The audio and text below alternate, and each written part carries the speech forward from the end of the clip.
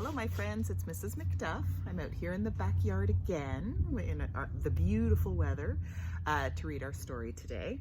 This is another one of my brand new stories, and I thought it was perfect for this week since we are going to be writing letters to those people that we can't see in person. This is called Dear Mr. Blueberry, and it's by Simon James. This is put out by Aladdin Paperbacks, which is a division of Simon & Schuster. Dear Mr. Blueberry. Dear Mr. Blueberry, I love whales very much, and I think I saw one in my pond today. Please send me some information on whales, as I think he might be hurt. Love, Emily. Dear Emily, here are some details about whales.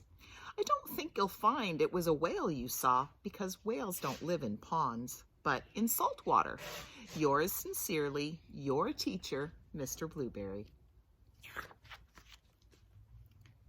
Dear Mr. Blueberry, I am now putting salt into the pond every day before breakfast, and last night I saw my whale smile. I think he is feeling better. Do you think he might be lost? Love, Emily. Dear Emily, please don't put any more salt in the pond. I'm sure your parents won't be pleased. I'm afraid there can't be a whale in your pond because whales don't get lost. They always know where they are in the oceans. Yours sincerely, Mr. Blueberry. Dear Mr. Blueberry, tonight I am very happy because I saw my whale jump up and spurt lots of water.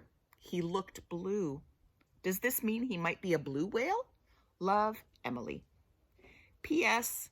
What could I feed him with? Dear Emily, blue whales are blue and they eat tiny shrimp-like creatures that live in the sea.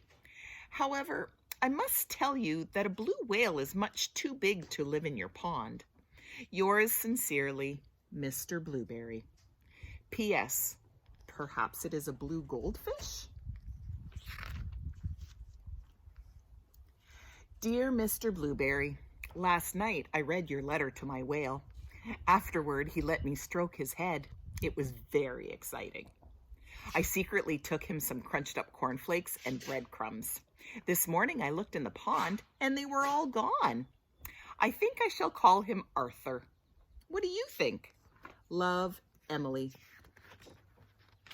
Logan.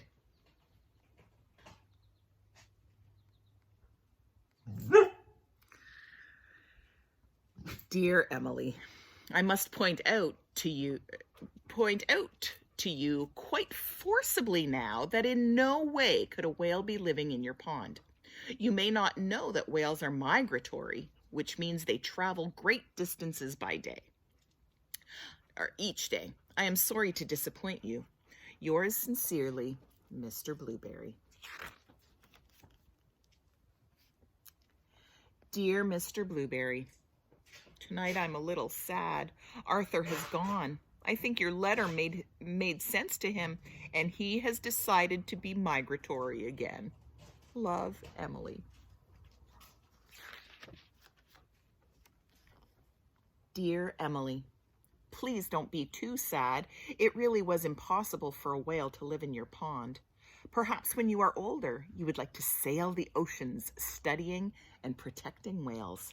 Yours sincerely, Mr. Blueberry. Dear Mr. Blueberry, it's been the happiest day. I went to the beach and you'll never guess. But I saw Arthur. I called to him and he smiled. I knew it was Arthur because he let me stroke his head. I gave him some of my sandwich. And then we said goodbye. I shouted that I loved him very, very much, and I hope you don't mind. I said you loved him too. Love, Emily and Arthur. The end. Dear Mr. Blueberry, have a great day.